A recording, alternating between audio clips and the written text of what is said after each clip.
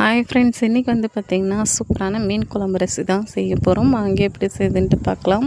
அதுக்கு வந்து பார்த்திங்கன்னா ஒரு பாத்திரத்தில் அரைச்ச வெங்காயம் பூண்டு விழுது வந்து சேர்த்துட்டு அரைச்சி வச்சுருக்க தக்காளி அதுக்கப்புறமா தேங்காய் இது ரெண்டுமே வந்து சேர்த்துக்கலாம். சேர்த்துட்டு இதில் 2 ஸ்பூன் போல் மிளகாய்த்தூள், 2 ஸ்பூன் போல் வந்து பார்த்திங்கன்னா மல்லித்தூள், கொஞ்சமாக மஞ்சள் தூள் இது எல்லாமே சேர்த்துட்டு 4 பச்சை மிளகா வந்து சேர்த்துக்கோங்க. இது காரம் கொஞ்சம் அதிகமாக இருந்தால் தான் நல்லாயிருக்கும் குழம்புக்கு, அதனால நான் எக்ஸ்ட்ராவாக சேர்த்துருக்கேன். கொஞ்சமாக வந்து கருவேப்பிலை, அதுக்கப்புறமா கொத்தமல்லி சின்ன சின்னதாக நறுக்கி சேர்த்துட்டு பெரிய லெமன் சைஸ் புளியை வந்து ஊற வச்சுருந்தேன் இல்லையா, ஸோ அதையும் வந்து சேர்த்துக்கலாம்.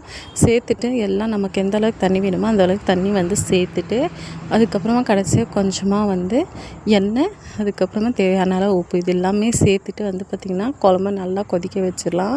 இந்த அளவுக்கு கொதித்து வரும்போது வந்து பார்த்திங்கன்னா நான் இன்றைக்கி ஒரு 1/2 கிலோ போல் மீன் எடுத்திருக்கேன். இதை வந்து சேர்த்துட்டு நல்லா கொதிக்க விட்டு அடுப்பை வந்து சிம்மில் வச்சு எடுத்திங்கன்னா சூப்பரான